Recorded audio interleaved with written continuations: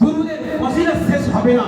Shortly আমি বলবো कि अल्लाह तबारक व तआला बोलें या अय्युहल्लज़ीना आमनू, हे ईमानदार ব্যক্তিরা, सल्लू अलैहि মানে হুজুরের উপরে তোমরা দুরূদ পড়ো। জয় বলো সুবহানাল্লাহ। তারপরে আল্লাহ তাবারক ওয়া তাআলা বললেন ওয়াসাল্লিমু তাসলিমা, ওয়াসাল্লিমু তাসলিমা।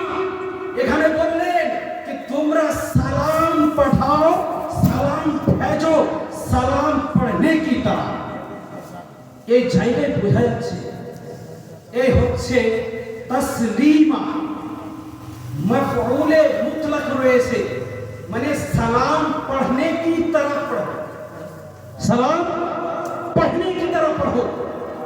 এই জায়গাতে আল্লাহ তাবারক ওয়া তাআলা কোন তাফসীরেও আপনি পাবেন না বা কোন জায়গাতে এক্সপ্লেইন করা হয়নি যে তুমি বসে পড়ো, তুমি দাঁড়িয়ে পড়ো। আসিফানে মিল্লাতে ইসলামিয়া, আপনি যদি বেশি রেসপেক্ট করতে চান, আপনি যদি কারো বেশি ইজ্জত করতে চান, তাহলে তার দাঁড়িয়ে ইজ্জত করা বেশি হবে না বসে বেশি ইজ্জত করা হবে? দাঁড়িয়ে রেসপেক্ট করা বেশি হবে বেরাদার। এই জায়গাতে আমাদেরকে মুতলাক রাখলো আল্লাহ তাবারক ওয়া তাআলা। আবার একটি আমি উসুল দিয়ে বলি, আমি উসুলে ফিকহ, উসুলে ফিকহ এই সাতটি দরজায়ে সালিসা থেকে নিয়ে ফজিলত পর্যন্ত পড়ানো হয়। এই সাতটা হচ্ছে আল মুতলাক ইয়াজরি আলা ইতলাকি, মানে হচ্ছে কি যেই কাজটা আল্লাহ তাবারক ওয়া তাআলা কোন কাইদ করেননি, সেই কাজটা আমরা যেইভাবে পারবো সেইভাবেই আদা করবো। জোরে বলুন সুবহানাল্লাহ। বেশক এই জায়গাতে আমাদেরকে দাঁড়িয়ে পড়বো, বসে পড়বো কিছু লিপিবদ্ধ করেননি আল্লাহ তাবারক ওয়া তাআলা। তাই আমরা যেভাবে পারবো সেইভাবে আমার নবীকে আমরা সালাম পাঠাবো।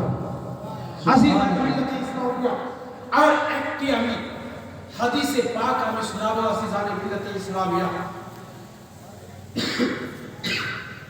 এই হাদিসটি বেরাদার সহিহ ইবনে খুজাইমা এবং